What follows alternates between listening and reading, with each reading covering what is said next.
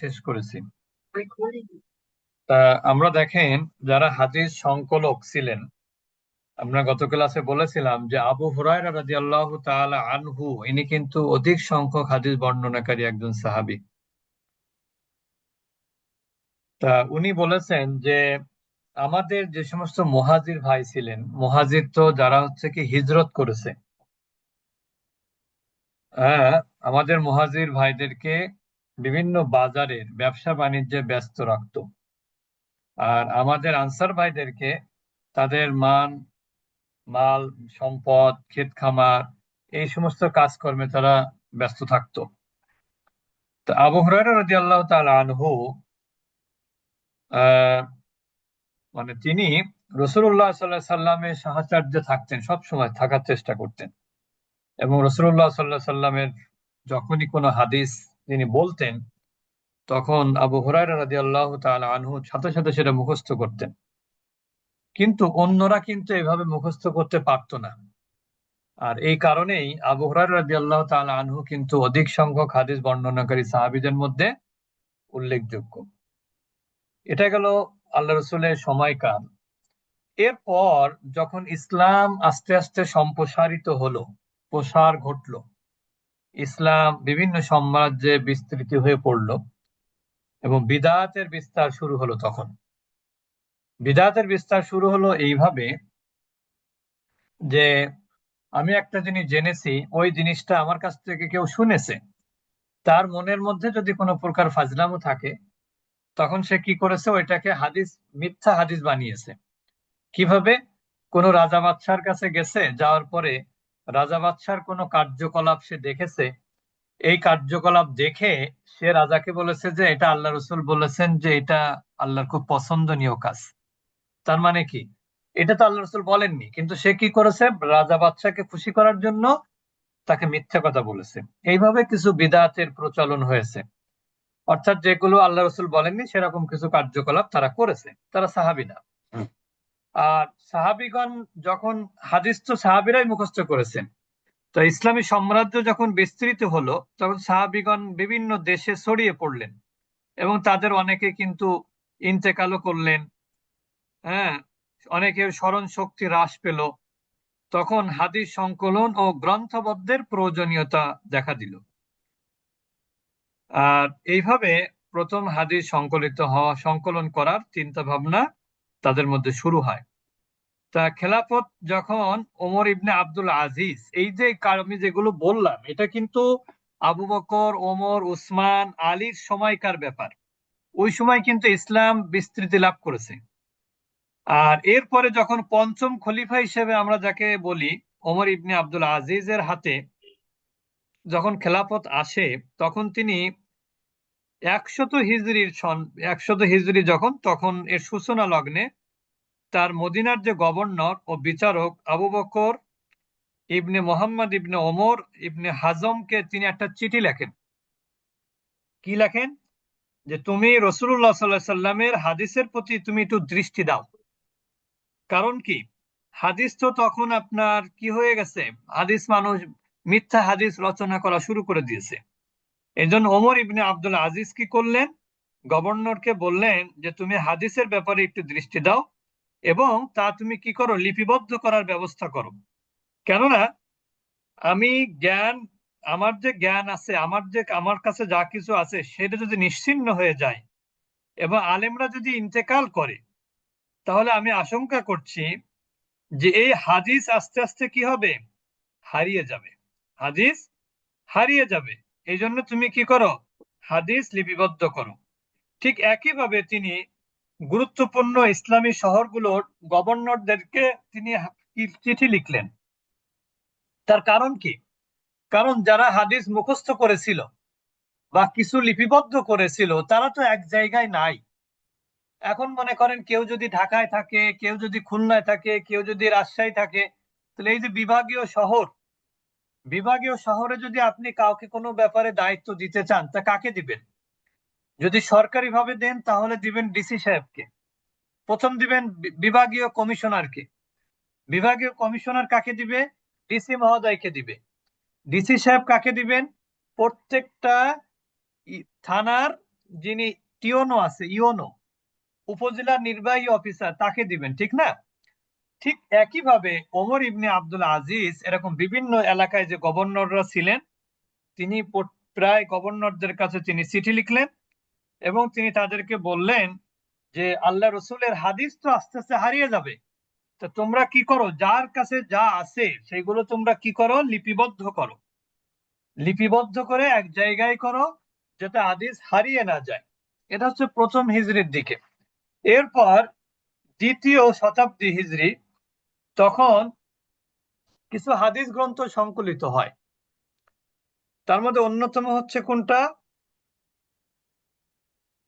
মালিক ইবনে আনাস আর মাদানি, তার মুয়াত্তায়ে মালিক, মুয়াত্তায়ে মালিক হয়তো আপনারা অনেকে শুনে থাকবেন, অনেকে হয়তো শোনেননি। আমরা তো মনে করি যে বুখারী মুসলিম ছাড়া মনে হয় কোনো হাদিস বিশুদ্ধ নাই, কিন্তু চেক মুয়াত্তা করো ইবনে তোমার মোবাইল এবং ওই ফেসিলিটি দেখে ইউজ করছে না করলে মুন্নারে ফোন দাও যে পাঠাই দেবো বলো না দাঁড়া নিবু মুয়াত্তায়ে মালিক কিন্তু উল্লেখযোগ্য এটি হাদিস গ্রন্থ। এটা হচ্ছে আপনার মালিক রাদিয়াল্লাহু মানে মালিক যিনি মুয়াত্তা মালিকের যিনি লেখক রাদিয়াল্লাহু তাআলা আনহু না, রাহমাতুল্লাহ আলাইহি, তিনি হচ্ছেন 179 হিজরি সনে তিনি ইন্তেকাল করেছেন। আর ইমাম শাফি, ইনি হচ্ছেন 204 হিজরি সনে, এবং তারও কিন্তু একটা হাদিস গ্রন্থ ছিল। তার হাদিস গ্রন্থের নাম ছিল হচ্ছে মুখতালাফুল হাদিস। তো এরকম ওই সময়কার যারা যারা ছিলেন তারা কিন্তু এইভাবে হাদিস রচনা করেছেন।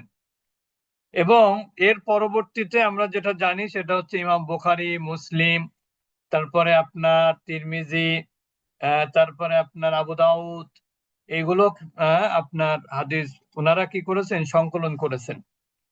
তা আমি আগেও বলেছি যে আজকের আসলে মূল কথা হচ্ছে হাদিস সংকলনের ইতিহাসটা একটা পর্যায় আছে, সেই পর্যায়টা আমরা শেষ করেছি। তবে আমরা মুয়াত্তা মালিক সম্পর্কে আমরা বেশি কথা বলবো না।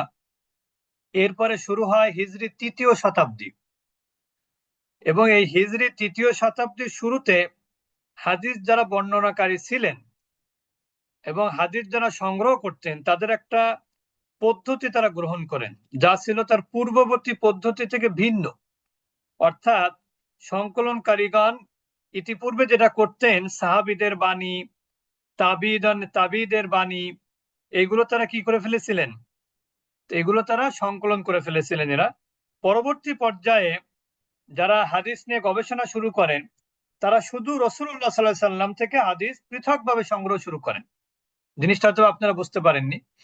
সেটা হলো যে হিজরি 2য় শতাব্দীর যারা হাদিস সংগ্রহ করেছিলেন তারা কি করতেন, সাহাবীদের থেকে হাদিস শুনেছেন, আবার কেউ কেউ তাবিদের থেকে হাদিস শুনেছেন। তো এই যে যে তাবিদের থেকে হাদিস শুনেছেন, তাবিরা কিন্তু আল্লাহ রসুলকে দেখেননি, ঠিক না? তো এই জন্য তারা পরবর্তী যুগ তৃতীয় হিজরিকে সম্ভবত মানে হাদিস সংকলনের স্বর্ণ যুগ বলা হয়ে থাকে, গোল্ডেন এজ যেটাকে আমরা বলি। তৃতীয় যুগ হচ্ছে হাদিস সংকলনের স্বর্ণ যুগ। কারণ হচ্ছে এই সময় তারা যেটা করলো নতুন পদ্ধতিতে, যে শুধুমাত্র রাসূলুল্লাহ সাল্লাল্লাহু আলাইহি ওয়াসাল্লাম থেকে যে হাদিসগুলো সরাসরি কোনো সাহাবী শুনেছেন, আর ওই হাদিসটা যখন কোনো সাহাবী থেকে তাবি শুনেছেন, এই হাদিসগুলো তারা কি করলো, এক জায়গায় করলো, এই হাদিসগুলো তারা এক জায়গায় করলো।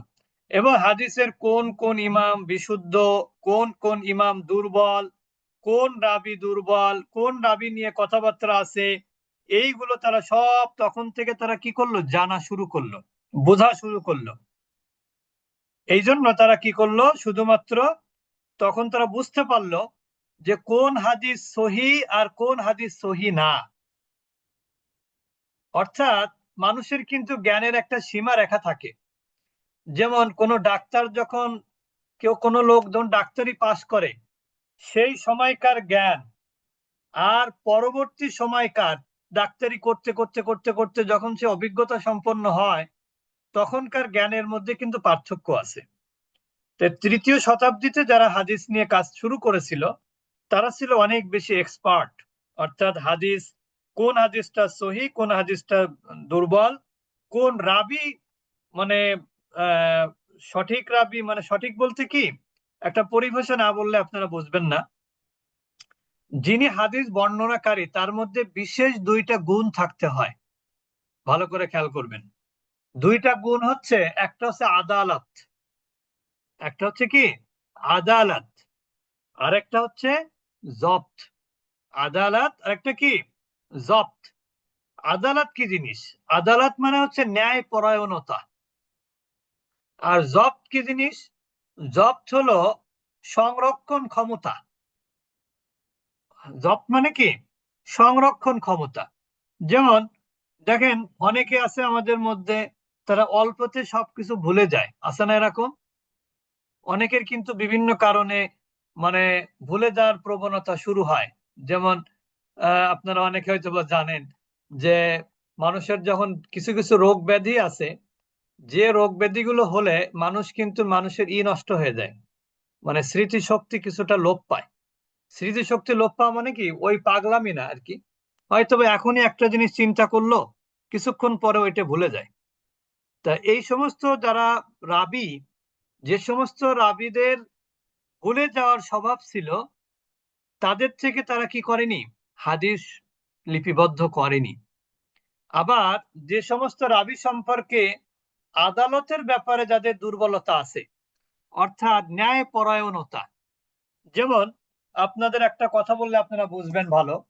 আমি বলেছি আগে ক্লাসে, ইমাম বুখারী রহমতুল্লাহ আলাইহি, উনি যখন হাদিস কারো কাছ থেকে সংগ্রহ করতে যেতেন, তখন তিনি 2 রাকাত নামাজ পড়ে তারপরে উনি যেতেন। আবার যখন হাদিস লিপিবদ্ধ করতেন, আবার আল্লাহর কাছে সাহায্য চাইতেন। তো উনি একবার একজনের কাছে হাদিস শ্রবণের জন্য গেলেন। যেমন আমাদের বাংলাদেশে কি হয়, অনেকে পীর সাহেবের কাছে যায় না, বছরে একবার কি নিতে যায়, দোয়া নিতে যায়, রুহানি ফায়েজ নিতে যায়। তো এরকম ইমাম বুখারী মুসলিম ইনারা কিন্তু এরকম মানুষের কাছে গিয়ে গিয়ে হাদিস শ্রবণ করেছেন, হাদিস লিপিবদ্ধ করেছেন। তা ইমাম বুখারী একবার একজনের কাছ থেকে হাদিস শ্রবণের জন্য বের হয়েছেন, তার বাড়ি পর্যন্ত গেলেন। যাওয়ার পরে তিনি দেখতে পেলেন যে ওই মানে ওই হাদিস বর্ণনাকারী, সে কি করছে, তার যে ছাগল বা দুম্বা এই ধরনের কোনো একটা পশু তাকে খাবারের জন্য ডাকছে, কিন্তু তার হাতে কোনো খাবার নাই। তার মানে কি, এটা এক প্রকার পশুর সাথে প্রতারণা। যেমন আপনারা দেখবেন গ্রামের দিকে কি হয়, যখন মুরগির বাচ্চা ছোট থাকে, তখন কিন্তু হাত মুট করে একটু নিচু হয়ে মুরগিকে ডাকে। তখন মুরগি মনে করে আমাকে খাবার খাওয়ানোর জন্য রাখতেছে। আর মুরগি যখন চলে আসে তখন তার বাচ্চাও চলে আসে। তা উনি যখন দেখতে পেলেন যে উনি তার পশুকে এরকম ধোঁকা দিচ্ছেন, ইমাম বুখারী রহমতুল্লাহ আলাইহি তার কাছ থেকে আর হাদিস শ্রবণ করেননি। তো দেখেন, তার মধ্যে কিন্তু আদালতের ঘাটতি আছে। এই জন্য আহ তৃতীয় যুগে তখন তারা যে যে কারোর কাছ থেকে হাদিস শ্রবণ করার সময় বা লিপিবদ্ধ করার সময় তারা কি করতেন, খুবই সতর্কতা অবলম্বন করতেন। অর্থাৎ তার আদালত ঠিক আছে কিনা, তার জব ঠিক আছে কিনা। এই জন্য কিন্তু ওই সময়টাকে বলা হয় স্বর্ণযুগ। তো এই স্বর্ণ যুগেই মূলত ইমাম বুখারী, মুসলিম, তিরমিজি, আবু দাউদ, তারপরে ইবনে মাজাহ, এই যে যে 6টা গ্রন্থকে বলা হয় সিয়া সিত্তা, আর সিহাহু সিত্তাতু। সিহা মানে কি বিশুদ্ধ, অধিক বিশুদ্ধ। আর সিত্তাতুন মানে কি 6। তাহলে মানে 6টি বিশুদ্ধ হাদিস গ্রন্থ যে যুগে সংকলিত হয়েছে, সেই যুগ মানে আপনার 3য় শতাব্দী, হিজরি 3য় শতাব্দী। এই জন্য এই যুগকে কি বলা হয়, ইসলামের হাদিস সংকলনের স্বর্ণ যুগ বলা হয়। তো এই স্বর্ণ যুগ আমরা আমরা ওনাদের জীবনীতে হয়তো বা আমরা যাব না, বা গেলেও আমরা হয়তো বা সংক্ষেপে বলবো। আমাদের মেইন টার্গেট হবে হচ্ছে হাদিসের যে পরিভাষাগুলো আছে, যে যিনি হাদিস বর্ণনাকারী তার মধ্যে কি গুণ থাকতে হয়, কার হাদিস গ্রহণযোগ্য হবে, কার হাদিস গ্রহণযোগ্য হবে না, রাবির মধ্যে কি গুণ থাকবে, এইসব বিষয়গুলো কিন্তু ইনশাল্লাহ আমরা আগামী ক্লাস থেকে শুরু করে দিব। আমরা আর এই প্রাথমিক বিষয়গুলো আর বলবো না।